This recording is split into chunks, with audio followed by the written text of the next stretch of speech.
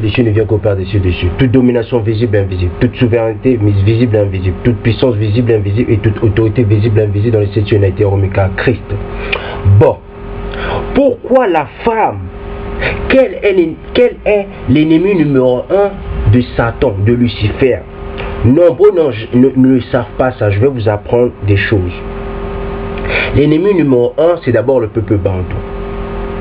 Et après le peuple bantou, c'est la femme noire avant l'homme noir. Je répète, l'ennemi numéro 1 d'abord, c'est d'abord tout le peuple, tous les 12 tribus bantou.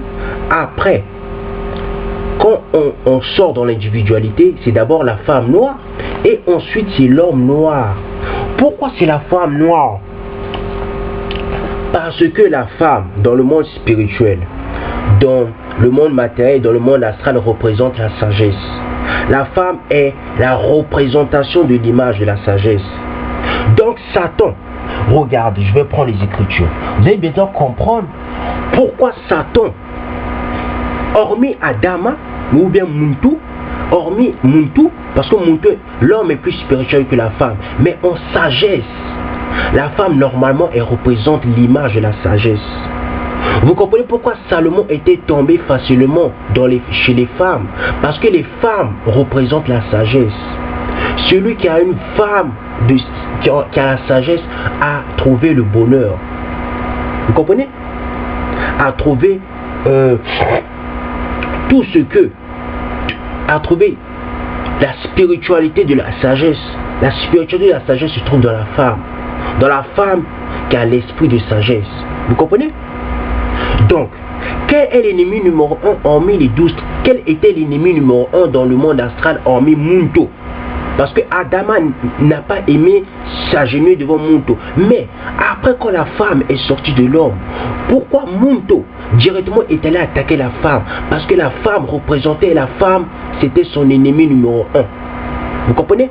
Parce que la femme, quand il voyait la femme, il voyait l'image de celui, de celle, de la sagesse. Vous comprenez? Je vais prendre Ézéchiel 28. Ézéchiel 28 de 12 jusqu'à 13. Fils de l'homme, prononce une complète sur le roi de Tyr. Tu lui annonceras, voici ce que dit le Seigneur l'Éternel. Tu représentais la perfection. Mais de quelle perfection il représentait? Bon, j'ai pas les feux là. Sinon j'allais vous démontrer les hiérarchies des séraphins. Excusez-moi. Satan, c'est sûr, Satan se trouvait dans le 6e ciel. Vous comprenez? Satan, c'est sûr, se trouvait dans le 6e ciel. Parce que quand un ange est parfait, il se trouve dans le 6e ciel. Il existe beaucoup de hiérarchies. C'est sûr que Satan se trouvait dans le 6e ciel. Vous comprenez? Au-dessus de la perfection, on appelle ça la perfection suprême. Vous comprenez? C'est la perfection de la sacre. C'est une personne qui est sacrée. Et les anges qui sont sacrés, ce sont les anges qui se trouvent dans le 7e ciel. Donc c'est sûr, Satan se trouvait dans le 6e ciel. D'accord? On dit, tu représentais la perfection. La femme représente la sagesse. Quand tu vois une femme, tu vois la sagesse. Vous comprenez? Mais la femme bantou a oublié qu'elle représente la sagesse. La femme bantou court le matériel. La femme bantou court des choses qui ne vont pas la faire elle sera la femme la plus... Elle dénigre son identité elle-même. La vraie identité de la femme noire ou bien de la femme bantou, c'est la sagesse. Vous comprenez? Quand tu vois une vraie femme bantou, tu vois la sagesse. Dans le monde spirituel, quand tu vois une femme bantou, tu vois la sagesse. C'est pour ça la femme bantou, les cheveux de la femme bantou sont toujours cachés. Quand elle est dans les assemblées, quand elle fait des prières à l'Éternel, parce que ses cheveux représentent la sagesse. Vous comprenez? Donc je poursuis. Tu étais couvert de toutes sortes. Tu représentais la perfection. Tu étais plein de sagesse. Donc Satan était plein de sagesse. Quand Satan a vu la femme, il a dit non. Cette femme-là, c'est l'image même de la sagesse. C'est pour ça que Satan n'aimait pas la femme, parce que la femme représentait l'autorité, représentait la supériorité en sagesse que Satan. Vous comprenez pourquoi Satan est allé chercher la femme? Pourquoi Satan a voulu tenter la femme pour que la femme tombe? Parce que la femme représentait son adversaire. Vous comprenez? Parce que la femme représente l'identité, la représentation spirituelle de la sagesse. Je poursuis. Tu étais en Éden, le jardin de Dieu. Tu étais couvert de toutes sortes de pierres précieuses, de sardonymes, de topaz, de diamants, de chrysolite, d'onyx, de jaspe, de saphir, d'escarboucle, d'émeraude ainsi que d'or. Tes tambourins, tes flûtes étaient à ton service, préparés pour le jour où tu as été créé. Vous comprenez? Donc, Satan, il était fait beaucoup de pierres précieuses. Il était fait de 10 pierres précieuses. Mais la sagesse de la femme était plus que les 10 pierres précieuses. Mon frère Allegra, je t'apprends quelque chose. Tu comprends, mon frère? Donc la femme, spirituellement en sagesse, elle est plus spirituelle que nous en sagesse. Mais la femme spirituelle, en spiritualité, la femme n'est pas plus spirituelle que nous. La femme, elle est que spirituellement plus sage que nous, dans le monde spirituel. Vous comprenez? Vous comprenez pourquoi Satan n'aimait pas la femme et pourquoi Lucifer n'aime pas la femme noire? Parce que la femme noire représente l'image de la sagesse dans le monde spirituel, dans le monde astral et dans le monde matériel. Quand tu touches à une femme, quand une femme devient une prostituée, quand une sœur bantou devient une prostituée, quand une sœur bantou ne vit pas dans la sagesse, elle est directement devenue l'ennemi de l'homme, de son mari ou bien de son frère noir. Vous comprenez?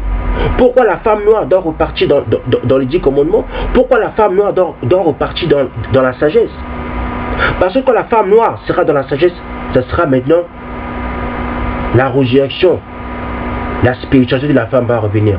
La femme pourra être maintenant au centre de toutes choses. Je parle de la sagesse. La femme sera au centre de toutes choses dans la sagesse.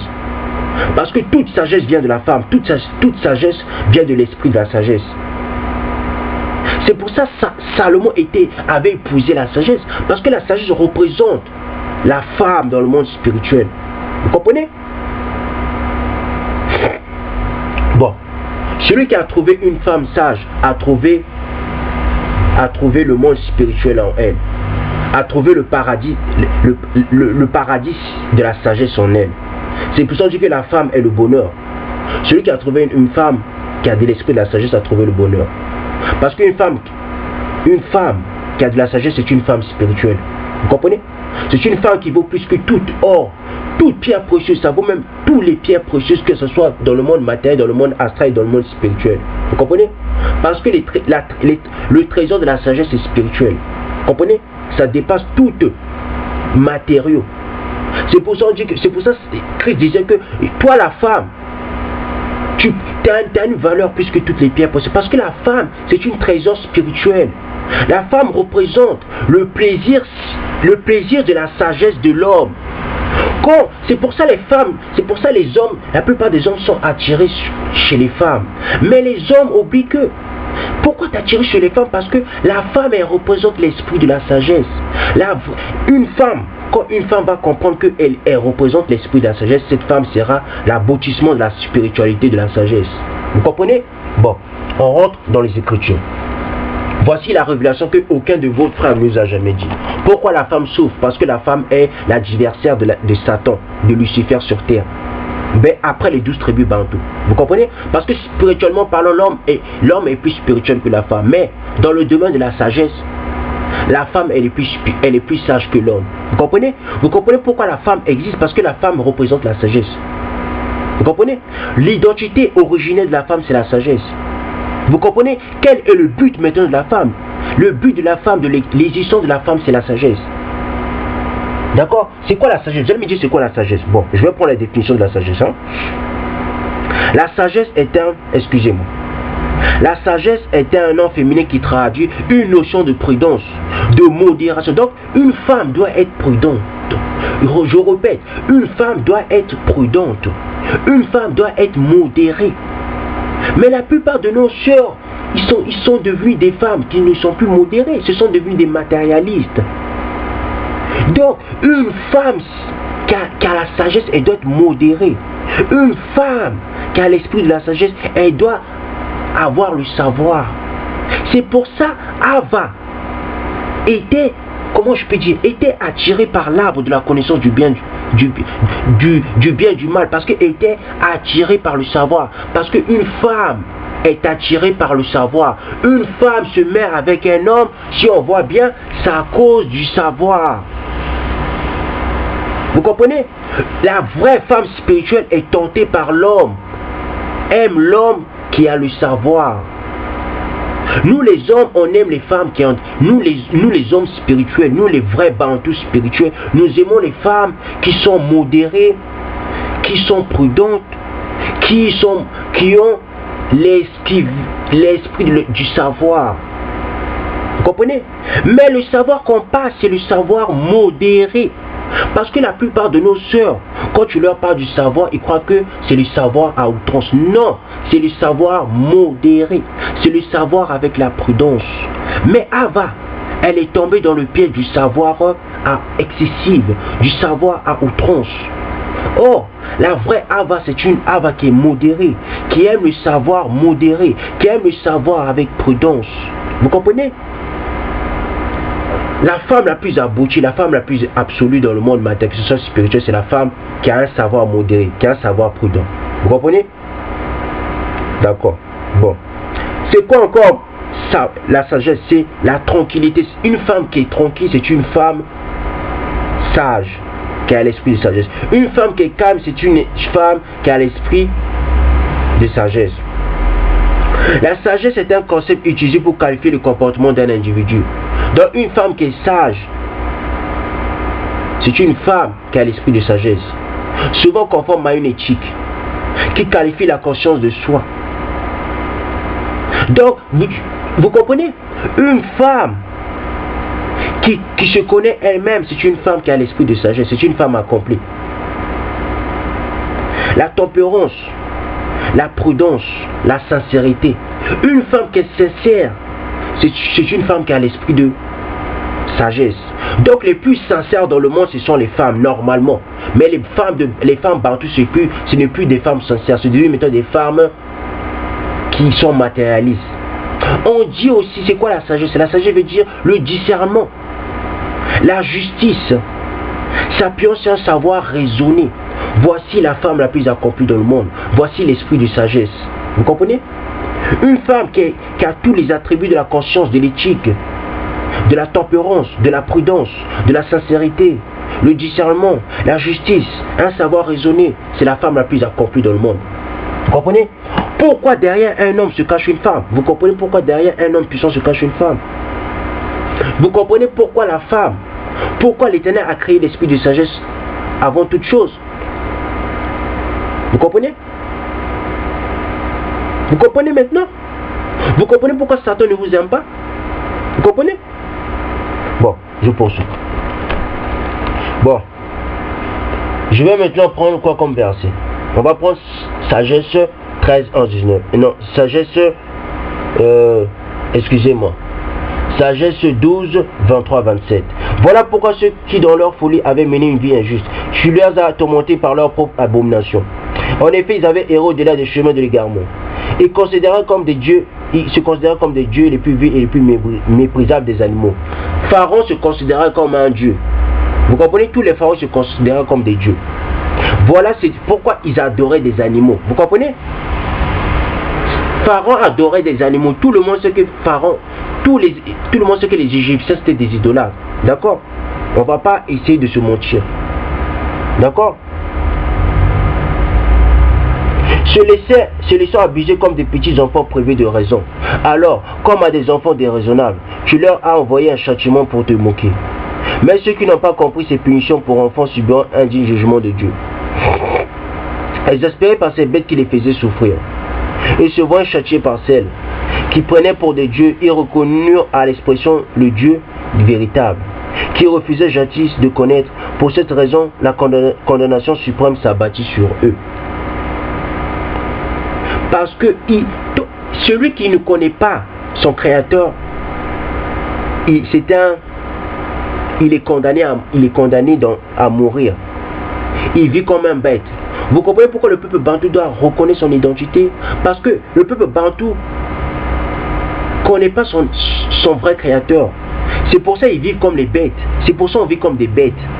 Parce qu'on est condamné à vivre comme des bêtes tant qu'on ne connaît pas l'identité de notre Dieu. Parce que chaque nation, je dis quoi chaque nation? Chaque race a son Dieu. Vous comprenez? Si nous ne connaissons pas notre Dieu, nous marcherons et nous vivons comme des bêtes. Vous comprenez? Vous comprenez pourquoi la spiritualité, je la place, la géospirituelle, je la place avant la géopolitique, avant la géoéconomie? Parce que celui qui ne connaît pas sa spiritualité, il vit comme un bête, il vit comme des bêtes. Il a des comportements bêtes. D'accord? Bon. Sagesse 13, 1, 19. 20 sont tous ceux-là, des hommes par nature chez qui l'ignorance de Dieu s'est installée, à partir des biens visibles. Ils n'ont pas été capables de connaître celui qui est, par plus qu'ils n'ont reconnu l'artisan. En considérant ses œuvres, mais c'est le feu, le souffle ou l'air léger, le cycle des astres ou l'eau impétueuse, ou les luminaires du ciel réglant le cours du monde, qu'ils ont pris pour des dieux. Je vous ai déjà fait dans la première vidéo, de cette vidéo, la première partie et la deuxième partie, je vous ai décrit que le peuple égyptien, il faisait des sacrifices d'êtres humains jusqu'à maintenant. La franc-maçonnerie vient de l'Égypte, d'accord? La franc-maçonnerie vient des descendants des Égyptiens et pourquoi la franc-maçonnerie existe? Parce que les Édomites, la civilisation occidentale est basée sur les sacrifices humains. La civilisation égyptienne était basée sur les sacrifices humains. Vous comprenez? Pourquoi la franc-maçonnerie, c'était un cache-plat de l'histoire antique de la civilisation égyptienne et de la civilisation occidentale. Vous comprenez? Je poursuis. Mais c'est le feu, le souffle ou l'air léger, le cycle des astres, ou l'eau impétueuse ou les luminaires du ciel réglant le cours du monde qu'ils ont pris pour des dieux. Sont-ils séduits par leur beauté quand ils les considèrent comme des dieux, qui sachent combien le chef de ces choses leur est supérieur? L'Éternel est supérieur à ce qu'il a créé. L'Éternel est supérieur au feu, oui. L'Éternel est supérieur à l'air, le souffle, les étoiles, l'eau impétueuse, les lumières du ciel. L'Éternel est supérieur à tout ça. Vous comprenez? Vous comprenez pourquoi on dit qu'il y a des dieux, puis il y a des dieux supérieurs. Non, puis il y a un Dieu supérieur. Vous comprenez? Je poursuis.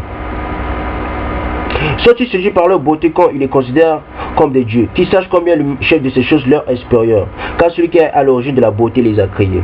Sont-ils frappés par leur puissance et leur efficacité, qui comprennent à partir de ces réalités combien est plus puissant celui qui les a faites.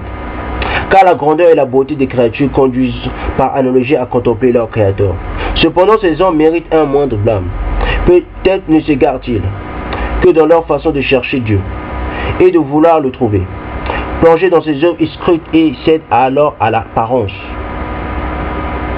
Vous comprenez, les fétiches, ça sert à quoi? Ceux qui font des fétiches, c'est eux, ils sont trompés par l'apparence. Vous comprenez?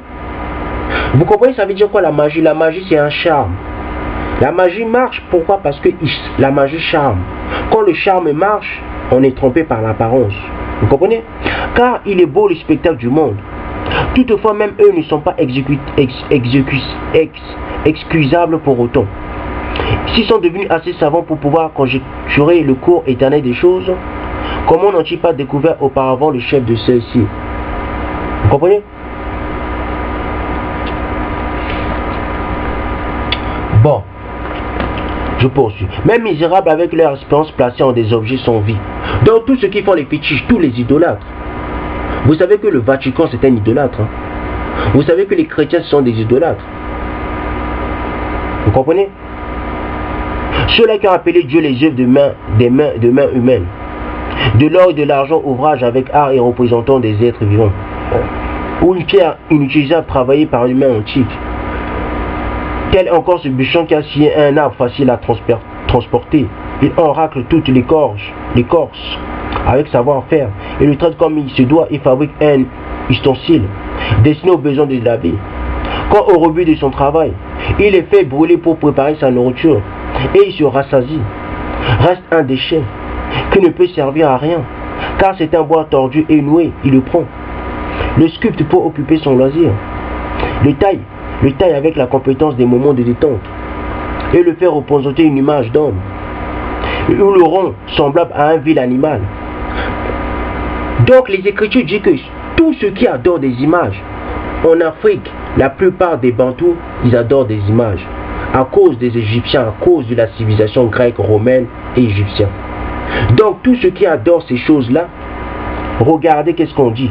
Ou le rond semblable à un vil animal après l'avoir enduit de vermillon, fardé son teint de rouge et recouvert toutes ses taches, il lui aménage une demeure appropriée. Il l'installe dans le mur et le fixe avec du fer. Il a donc pris ses précautions pour qu'il ne tombe pas. Le sachant incapable de s'aider par lui-même car c'est une image qui a besoin d'aide. Donc tous ceux qui font des images taillées, tous les idolâtres, le Vatican c'est un idolâtre. L'origine de la chrétienté vient du Vatican, n'est-ce pas? Vous voulez que je vous fasse des vidéos qui vont vous donner les pionniers de l'église? Je vais le faire. On va voir. On va aller dans la source de l'église, d'accord? On va aller dans la source de l'église avec le temps. Mais quand il prie pour avoir bien, mariage et enfant, il ne rougit pas de s'adresser à cet objet sans vie. Donc, le père de Rachel, Laban, si je ne me trompe pas, si c'était Laban, ça se peut que je me suis trompé. Mais le père de Rachel, il priait des théraphim. Il priait des statuettes qui n'ont pas de vie. Pour la vie, ils implorent ce qui est mort. Pour la santé, ils invoquent ce qui est sans force. Vous comprenez? Et pour la vie, ils implorent ce qui est mort. C'est ça le culte des ancêtres. Le culte des ancêtres, ça vient du temps des Romains. Les Romains, il y a 20 000 ans, ils adoraient, ils faisaient des cultes des ancêtres. Vous comprenez? Et les cultes des ancêtres viennent aussi des Égyptiens. D'accord? Tout ce que la civilisation occidentale fait, c'est tout ce que aussi les Égyptiens faisaient. D'accord? C'est juste, c'est parti d'une main à l'autre. La main au début, elle était noire. Elle est devenue maintenant édomite. Elle est devenue rouge. Vous comprenez? Donc, Salomon savait que, avec le temps, le peuple bantou allait faire cela. Mais lui-même, il est tombé dans le piège avant de mourir. Pourquoi il est tombé dans le piège? Parce que Salomon n'avait pas atteint la perfection suprême. Il avait plein de... comment je peux dire? Il avait plein de sagesse, mais il n'avait pas atteint le niveau spirituel du summum. Parce que celui qui est dans le 7e ciel, il ne peut plus tomber. Vous comprenez? Il est devenu parfait. Il est devenu un parfait suprême. Il ne peut plus pécher. Il ne peut plus tomber spirituellement. C'est pour ça que je dis que les archanges ne peuvent pas pécher. Vous comprenez? Les archanges spirituellement, ils ne peuvent pas tomber. Satan est tombé parce que Satan n'était pas parfait suprême. Ne connaissait pas le niveau du 7e niveau spirituel. Le niveau final de la création. Satan ne comprenait pas que Munto était l'image même de l'Éternel. Parce que l'Éternel, tout ce qu'il fait, il le fait dans les ténèbres. Satan était devenu orgueilleux. Il se croyait supérieur à l'image de l'Éternel. Il oubliait que l'image de l'Éternel était supérieure à lui. Vous comprenez? Parce que Satan n'avait pas atteint le 7e niveau de la création. Il était dans le 6e niveau de la création, Satan. Donc je poursuis. Pour sa protection, il supplie ce qui n'est d'aucun secours. Pour ses voyages, ce qui est incapable de faire un pas. Et pour ses moyens d'existence, son travail est la reçue de ses mains. Il demande une aide vigoureuse à des mains sans vigueur. Donc les gens qui font des fétiches, ils demandent des aides à des choses qui n'ont même pas de vie, qui n'ont même pas de mouvement, qui ne peuvent même pas leur secourir, qui ne peuvent même pas marcher. Où est l'intelligence dans ça? Hein? Bon. Je vais prendre maintenant Sagesse 14, 6, 31. Ainsi, aux origines, lorsque périssaient les géants orgueilleux, l'espoir du monde se réfugia sur un radeau, et dirigé par ta main, conserva pour l'avenir une sémence de génération. Béni est le bois devenu instrument de justice, mais maudite l'idole fabriquée. Elle est son auteur. Donc on dit, maudit quiconque fait des idoles. C'est pour ça que le peuple bantou est dans la malédiction, parce qu'ils adorent. Ils font des idoles taillées. Or, nous, à l'origine, l'histoire du peuple bantou, nous ne sommes pas des idolâtres. Vous comprenez? Nous, on ne fait pas des cultes des ancêtres. C'est eux qui nous ont apporté leur civilisation de féticheurs. Vous comprenez? Pourquoi le peuple bantou souffre? Parce qu'on est maudit à cause des idolâtres, des idoles. Salomon le savait, mais Salomon est tombé par la suite. Vous comprenez? Ce n'est pas parce que tu deviens parfait dans la sagesse que tu ne peux pas tomber. Vous comprenez? Celui qui est parfait, Celui qui est dans la perfection suprême de la sagesse ne peut plus tomber. Mais Salomon n'a pas pu arriver là-bas. Vous comprenez? Je poursuis. Il n'a pas pu arriver dans la perfection, n'a pas pu arriver dans la sacration de la perfection. Vous comprenez? Il y a la perfection tout court, puis il y a la sacration de la perfection. Ainsi, aux origines, lorsque périssaient les gens orgueilleux, l'espoir du monde se réfugia sur un radeau dirigé par ta main, conserva pour l'avenir une sémence de génération. Béni est le bois devenu instrument de justice. Mais maudite l'idole fabriquée, elle est son auteur. Celui-ci pour l'avoir façonné, et elle une chose corruptible pour avoir été nommé Dieu. Car Dieu déteste également l'impie et son impiété. Et l'œuvre sera châtiée avec l'ouvrier. Oui, l'intervention très haut s'étendant aux idoles des nations, car elles sont devenues une abomination de la création d'une âme, un scandale pour les âmes des hommes, un piège sous les pas des insensés. À l'origine de cette prostitution, il y a l'idée de fabriquer des images, et leur découverte a entraîné la corruption de la vie. Elles n'existait pas au commencement, pas plus qu'elles ne subsisteront indéfiniment. À cause du jugement superficiel des hommes, elles ont fait leur entrée dans le monde. Aussi une prompte fin leur a été assignée, affligée par un deuil prématuré. Un père a fait exécuter une image de son enfant enlevé à l'improviste. Et à ce qui n'était plus qu'un cadavre d'homme, il rend maintenant des honneurs comme à un dieu. Et transmet aux siens des mystères des rites. Donc, ceux qui font des rites de magie, ils sont une abomination pour l'Éternel. Ils sont maudits pour l'Éternel. Ceux qui ramènent les idoles sur la terre sainte seront maudits par la suite. Le temps arrive, 2020, apprêtez-vous. Je poursuis. Puis fortifié par le temps, cette coutume impie fut observée comme une loi. De même encore sur l'ordre des souverains. Les images taillées devinrent l'objet d'un culte. Comme on pouvait honorer ceux-ci en leur présence à cause de la distance, on reproduisit leur apparence vue de loin et on fit faire une image visible du roi vénéré. Tous ceux qui croient que l'Éternel a une forme, ils idolâtrent. Ce sont des idolâtres. Vous comprenez? Je répète. Tous ceux qui croient que l'Éternel a une forme, ce sont des idolâtres. Je ne parle pas de Christ. Christ a une forme. Je parle de tous ceux qui croient que l'Éternel a une forme, ce sont des idolâtres. Vous comprenez? Là, je ne suis plus dans le niveau matériel, je ne suis plus dans le niveau astral. Je vous parle dans le niveau spirituel. Vous comprenez? Je ne veux pas l'expliquer. J'ai juste dit, tous ceux qui croient que l'Éternel, le Père de Christ, a une forme, ce sont des idolâtres. Vous comprenez? Je poursuis. Comme on ne pouvait honorer ceux-ci en leur présence à cause de leur distance, on reproduisait leur apparence vue de loin et on fit faire une image visible du roi vénéré, afin de témoigner une adulation en pressait à l'absent comme s'ils étaient présents. Vous comprenez pourquoi ils faisaient des images taillées? Parce qu'ils faisaient des images taillées par rapport à ceux qui leur dominaient, à ceux qui leur dirigeaient, les rois. Vous comprenez? Et c'est la même chose qu'ils ont fait les civilisations égyptiennes, romaines et grecques. Parce qu'ils vénéraient des images. Parce que l'Éternel, le Père de Christ, n'a pas d'image. Il est informe. Donc, tous ceux qui disent que Christ n'a pas de Père, ou bien tous ceux qui disent que Christ est le Père éternel lui-même, Christ est lui-même, ce sont des idolâtres. Ils ne savent pas que ce sont des idolâtres. Là, je ne suis plus dans le niveau matériel, je ne suis plus dans le niveau astral, je suis dans le niveau spirituel. Là je suis maintenant dans le domaine de la spiritualité. Si vous n'arrivez pas à aller si vous n'arrivez pas à être à mon niveau spirituel, je ne peux rien faire pour vous. Donc je répète, tous ceux qui croient que l'Éternel, le Père de Christ, a une image et est fait d'image, a une représentation, ce sont des idolâtres. Vous comprenez? Donc je poursuis.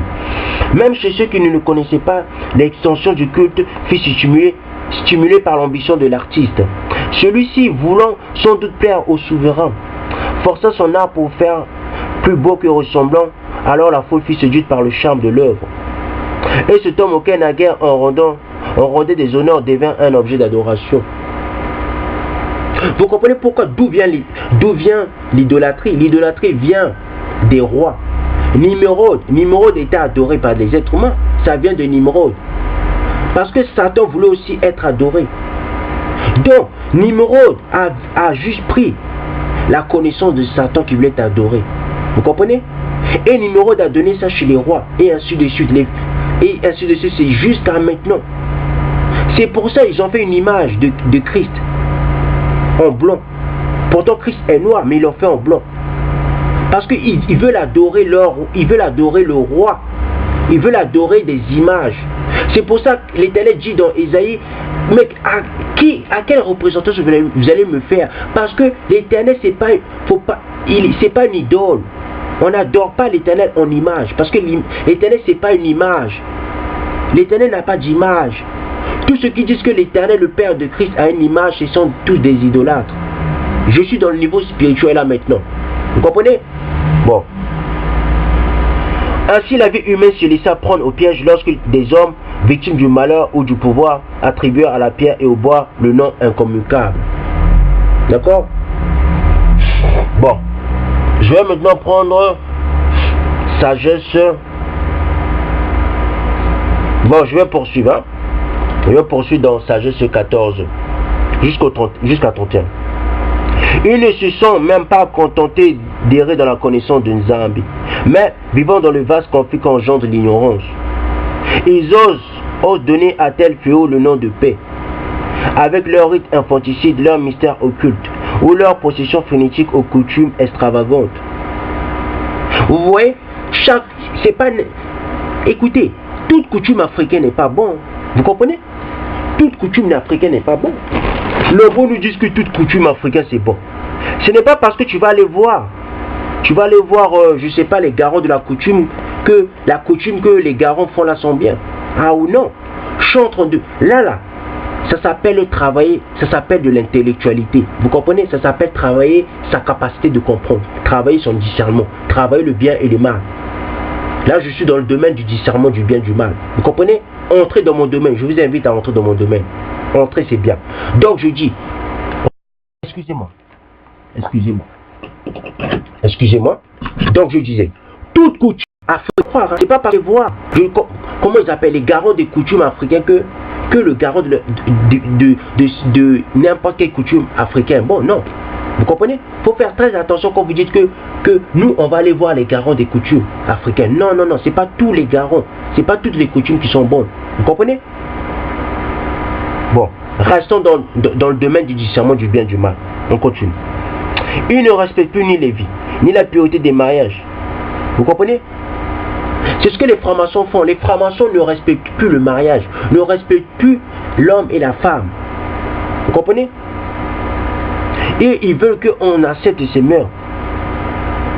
Et les mêmes francs-maçons, ils ne respectent plus la vie. Pourquoi? Parce qu'ils ont des images taillées, ce sont des idolâtres. Ils vénèrent des images, ils vénèrent des rois, ils vénèrent des êtres humains. Ni la pureté des mariages, mais l'un supprime l'autre traîtreusement ou l'affiche par l'adultère. Tout est mêlé sang et meurtre, vol et fourberie, corruption, déloyauté, trouble, parjure, confusion des valeurs, oubli des bienfaits. Tout ce que je suis en train de dire, c'est tout ce que les francs-maçons font. Les francs-maçons, ils ont inversé les valeurs. Ils ont tout confus les valeurs. Vous comprenez?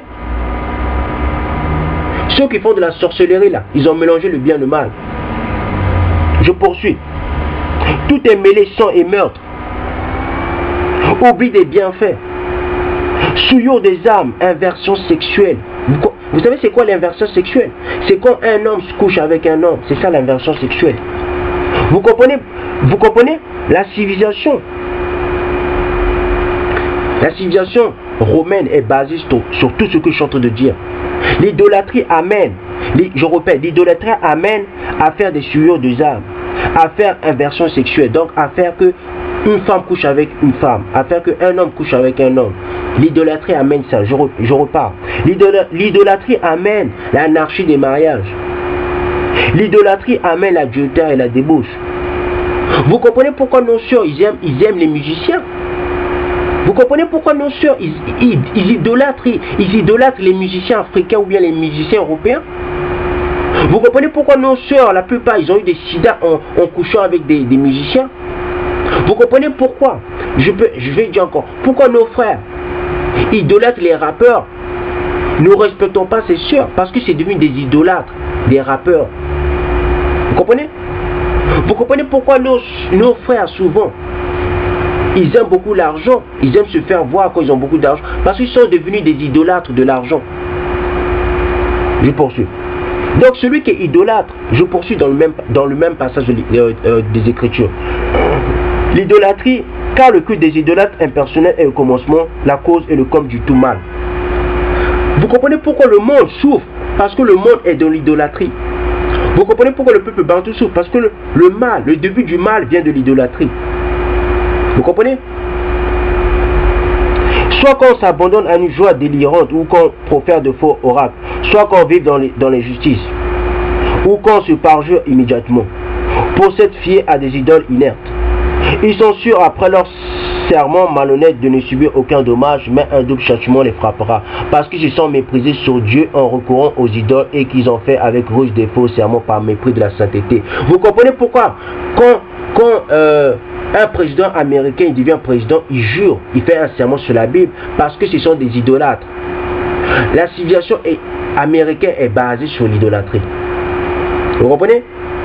Je poursuis. Et qu'ils ont fait avec rouge de faux serments. Ce n'est pas par la puissance des objets pris à témoin. Parce que vous comprenez pourquoi les présidents américains, quand ils prennent à témoin la Bible, ils disent je jure chaque fois sur la Bible que je respecterai, je sais pas quoi là, si j'ai oublié, que je respecterai, je sais pas, la constitution établie. Parce que ce sont des idolâtres. La civilisation américaine est basée sur l'idolâtrie. Vous comprenez? Donc ceux qui dirigent le monde sont basés sur l'idolâtrie. C'est pour ça que le monde est dans le mal. Parce que tant que l'idolâtrie va exister, le monde sera toujours dans le mal. Car celui qui a créé les cieux des cieux n'a pas d'image, il est informe. Vous comprenez? Ce n'est pas la puissance des objets pris à témoin, mais la justice régissant contre les pécheurs, qui sanctionne toujours la transgression des coupables. Je vais maintenant prendre Sagesse 15. Sagesse 15, 4, 19. Elle ne nous a pas égaré cette invention humaine d'un art mauvais, ni le labeur stérile des peintres d'illusions. Donc ceux qui font les peintures pour faire l'idolâtrie, ce sont des illusions. Ils font des illusions. Ce sont des gens qui vendent de l'illusion. Les images ont été façonnées pour vendre des illusions. Vous comprenez? Je poursuis. Qui produisent une forme barbouillée de couleurs variées dont la vue finit par éveiller la passion des insensés et leur fait désirer la forme inerte d'une image morte. Vous comprenez? L'image sert à quoi? L'image sert à éveiller la passion. C'est pour ça, quand la civilisation gréco-romaine, ils ont bien compris que l'image fait éveiller la passion. Si vous changez l'image de Christ en noir, vous allez éveiller la passion du peuple noir. Vous comprenez? Si vous changez l'image de Christ noir en blanc, vous allez éveiller la passion du peuple blanc et du peuple noir. Vous comprenez? Si vous changez l'image de Christ, vous le mettez en asiatique là, chez les Ammonites, non, chez les Moabites, vous allez éveiller la passion de l'image que vous avez peint chez les Asiatiques et chez les Noirs et chez les civilisations gréco-romaines. Vous comprenez? L'image sert à quoi? L'image sert à éveiller la passion. Vous comprenez? Donc, celui qui change l'image de quelque chose, il éveille la passion. Je poursuis. Amant du mal et digne de pareil espoir. Tels sont ceux qui les fabriquent, les désirent ou les adorent. Ainsi ce potier qui pétrit laborieusement de la terre molle et qui façonne chacun de nos objets domestiques, avec la même glaise immodèle et les ustensiles destinés aux emplois propres. Et ceux qui servent à des usages opposés le tout pareillement. Mais quelle sera alors la fonction de chacun de ces objets? C'est le potier qui en décide. Puis se livrant à un méchant travail, il utilise la même glaise pour façonner un dieu illusoire. Parce que ceux qui font des images, ils font des images d'illusion. Vous comprenez? Je poursuis. Un dieu pour façonner un dieu illusoire.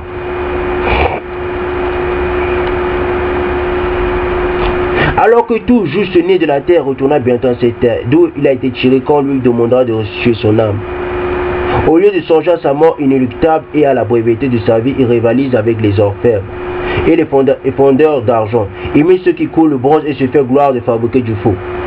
Son cœur n'est que centre, son espérance est plus misérable que la terre, et sa vie plus méprisable que la glaise. Car il ignore celui qui l'a façonné, qui a soufflé en lui une âme active et insufflé un esprit fait vivre. Donc on dit qu'il y a l'âme et il y a l'esprit. L'âme et l'esprit, ce n'est pas la même chose. Vous comprenez? À ses yeux, notre vie est un jeu. L'existence est une foire d'empoigne. Il faut, dit-il, tirer profit de tout, même du mal. Parce que les idolâtres, ils tirent profit de tout. La civilisation gréco-romaine est basée sur l'idolâtrie. C'est pour ça qu'ils font du mal, parce qu'ils sont des idolâtres. À leurs yeux, la vie de l'être humain est un jeu. Vous comprenez, ça sert à quoi? Ceux qui sont des idolâtres, à leurs yeux, la vie d'un être humain c'est un jeu. Tous les idolâtres, la vie de leur prochain, ce sont des jeux. Vous comprenez? Je poursuis.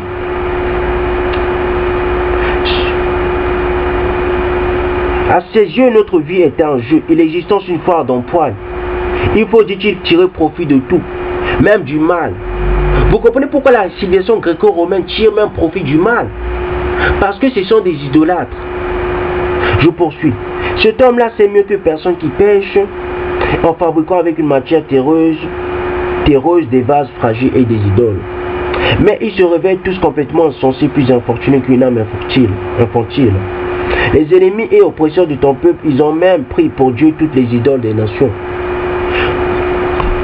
Donc on dit, regardez, on dit que les ennemis du peuple élu, ils ont pris toutes les idoles de toutes les nations. La civilisation gréco-romaine a pris toutes les idoles de toutes les nations. Vous comprenez? Donc on dit que les ennemis et oppresseurs de ton peuple ont pris même pour Dieu toutes les idoles des nations. Vous comprenez? Vous comprenez qu'est-ce qui fait la gloire de la civilisation gréco-romaine? Parce qu'ils ont pris toutes les idoles de toutes les nations. Ils ont fait que un avec eux. Quand tu parles de Amora, tu parles de Zeus. Quand tu parles d'Astarté, tu parles de Mami Wata. Vous comprenez? Qui n'ont ni l'usage de leurs yeux pour voir, ni des narines pour aspirer l'air, ni des oreilles pour écouter, ni des doigts aux mains pour palper, et dont les pieds ne savent pas marcher. Car c'est un homme qui les a fait, un être au souffle d'emprunt qui les a façonnés. Or, aucun homme ne peut façonner un Dieu qui lui soit semblable.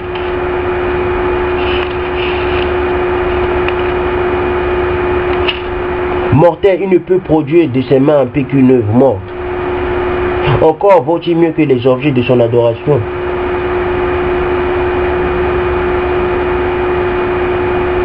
Ils adorent aussi les bêtes les plus odieuses.